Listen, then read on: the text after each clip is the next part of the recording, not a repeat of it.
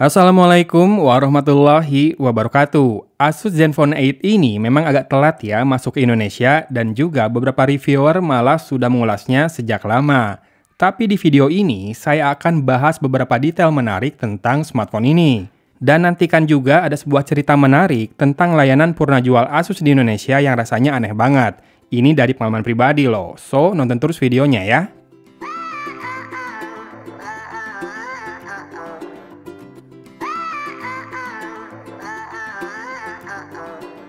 Yang pertama saya temukan sebagai hal menarik dari Zenfone 8 ini adalah hadirnya LED notifikasi yang justru ada di sisi bawah ponsel, tepatnya di antara loudspeaker dan juga port USB Type-C-nya. Terkesan nyeleneh namun ternyata fungsional, jadi dari jarak agak jauh dan sudut lebih sempit malah pas banget. Toh kalau dari arah depan mah, always on display di layar AMOLED-nya juga ada kan?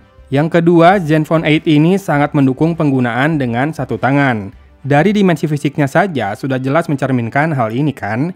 Nah, ini masih ditambah dengan fitur ala iOS, di mana kalau kita swipe dari bagian bawah layar ke arah bawah, maka tampilannya akan berubah. Isi layarnya hanya setengah bagian bawah saja, sehingga seluruh display akan mudah dijangkau oleh jempol saat memegang smartphone ini dengan satu tangan saja.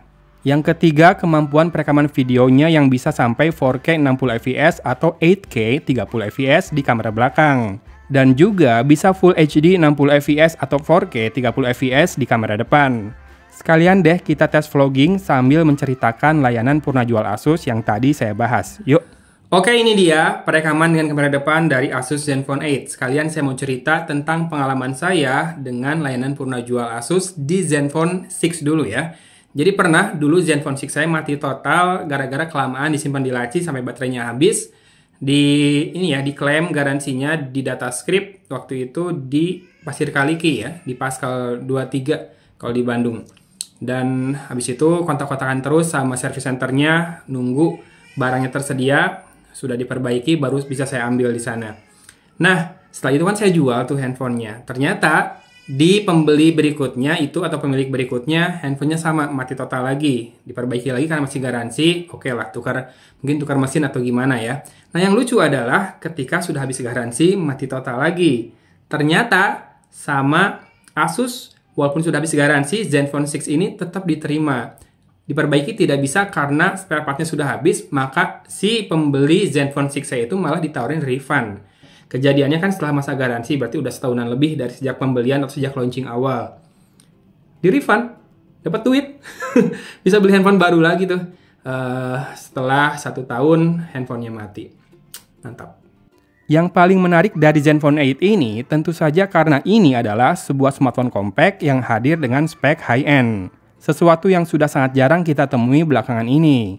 Meski trennya sekarang mengarah ke layar yang semakin lega untuk berbagai kebutuhan, saya yakin masih ada sebagian orang yang lebih senang dengan ponsel mungil. Dengan bentang layar hanya 5,9 inci, Zenfone 8 tetap dibekali prosesor kelas atas Snapdragon 888. Pertanyaannya, apakah ini overkill? Maksud saya, dengan layar semungil ini, siapa sih yang mau berlama-lama main game atau mengedit video di Zenfone 8 ini? Tapi yang jelas, Asus berhasil mengoptimalkan SoC ini, khususnya ISP-nya, untuk memberi performa kamera yang powerful. Baterai 4000 mAh-nya sendiri sangat cukup untuk pemakaian casual sepanjang hari. Pengujian saya selalu menembus 24 jam dalam kondisi terhubung Wi-Fi. Mesti memang saat akan membawanya bepergian, saya pasti sediakan powerbank sebagai antisipasi. Ketebalan ponsel ini adalah 8,9 mm dan mungkin akan terasa lebih tebal karena luas penampangnya yang mungil tadi. Tapi materialnya sih kelas wahid ya, mulai dari Gorilla Glass Victus di sisi depan, Gorilla Glass 3 untuk back cover, dan frame aluminium yang terasa solid. Tombol power dengan aksen biru metalik mempermanis tampilan detailnya. Oh ya, saking solid feels dari framenya ini, saya jadi takut kalau Zenfone 8 ini akan menggores gadget-gadget saya yang lain. Iya, karena hardcase yang disertakan tidak menutup seluruh framenya. Karena itu juga, saya bisa merasakan sambutan hangat dari ponsel ini saat bermain PUBG Mobile kesukaan saya. Bukan rahasia lagi, Snapdragon 888 itu punya perangai yang mudah panas. Dan framenya yang merupakan konduktor bisa menghantarkannya dengan cepat ke permukaan tangan sang pemilik. Settingan saya main biasanya di Smooth Extreme, namun bila mau mentok, grafisnya bisa sampai HDR kalau masih ingin framerate ekstrim. Atau Ultra HD namun framerate sedikit turun juga ke Ultra. Menurut saya, penikmat multimedia akan sangat dimanjakan oleh Zenfone 8 ini. Punya earphone berkabel, tenang, jack audio 3,5 mm masih hadir di sisi atas. Loudspeaker stereo dengan power dan depth yang tergolong ciamik juga dimiliki oleh ponsel ini. Layar AMOLED dengan refresh rate maksimal 120Hz pun merangkum kemampuan multimedia ponsel ini yang jempolan. Satu yang saya harap diperbaiki adalah icon fingerprint scanner yang tidak selalu muncul di always on display. Sehingga kita perlu menebak-nebak lokasinya. Padahal selain itu sih tak ada masalah ya, pemindaian terbilang akurat dan juga responsif. Hal yang sama pun terjadi dengan face unlock-nya yang sangat cepat. Hadirnya fitur Smart Screen On untuk tak mematikan layar di saat kita memegang atau memandang ponsel ini juga sangat berguna. Meski sebaiknya, fitur ini juga bisa mendeteksi apakah arah pandangan kita benar-benar ke smartphone ini atau tidak. Saat ini, fitur ini terus-terusan menjaga layarnya menyala, padahal Zenfone 8 saya taruh di holder di pinggir monitor saat bekerja, dan nggak saya pandang. Saya sendiri kurang mengerti di posisi mana Asus akan menempatkan Zenfone 8 ini. Multimedia phone, kamera phone, atau all-rounder? Yang pasti sih bukan gaming phone. Selain ukurannya terlalu mini, Asus sudah punya lini ROG Phone untuk gaming ini. Kalau mau jadi kamera phone sih, Zenfone sangat layak ya, apalagi yang pakai flip kamera itu. Konsep vlogging yang keren sangat bisa dihadirkan. Dan saya sendiri selalu puas dengan kameranya dari mulai Zenfone 5Z, Zenfone 6 hingga Zenfone 8 ini. Ya, Zenfone 7 memang di-skip Asus untuk Indonesia. Dan ini adalah contoh hasil kameranya kalau Anda ingin menilainya sendiri. Silakan.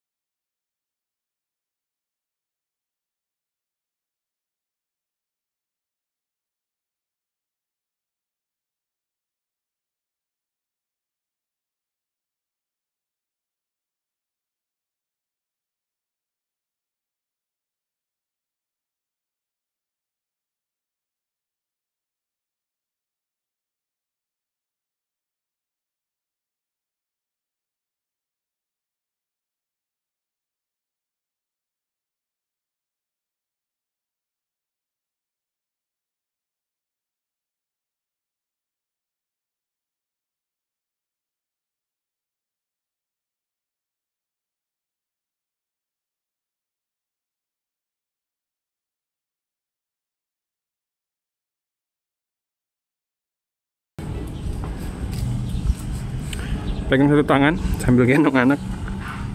Nih lihat bayangannya.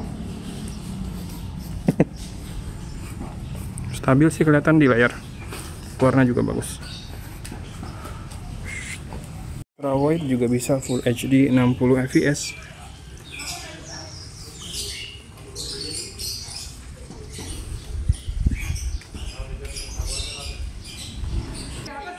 Ini sambil jalan dengan speed yang sama dari tadi.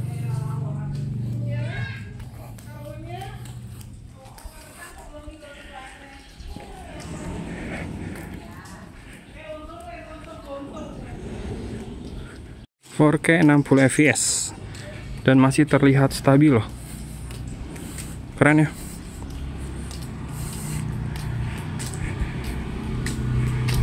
Belok kiri. Yang ini 8K katanya. Kalau di 8K panas itu wajar ya. 8K dan kombinasinya dengan 888 Snapdragon ya panas, wajar. Apalagi cuaca lagi terik. Itu ayam, Dek. Mana ayam? Kita coba crop ke ayam sampai ke resolusi Full HD dan lihat detailnya kalau gitu ya. Oke. Gimana detailnya? Kamera depan juga bisa Full HD 60 fps, tapi semua akan saya render ke Full HD 24 fps. Backlight.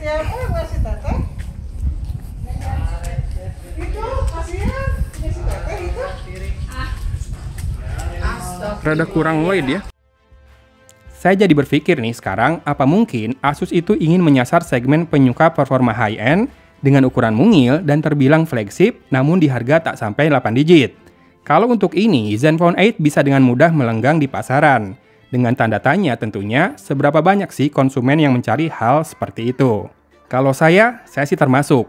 termasuk mencari yang mungil namun powerful buat dipakai bekerja, termasuk mengandalkan kameranya. Nah, kalau kamu seperti saya, ada kabar baik nih. Asus memberikan potongan harga buat penonton video ini. Caranya, cukup masukkan kode diskon yang saya berikan di deskripsi video ini saat Anda memesan. Link pembeliannya juga ada di situ. Kalau videonya, sampai di sini saja ya. Oke? Wassalamualaikum warahmatullahi wabarakatuh.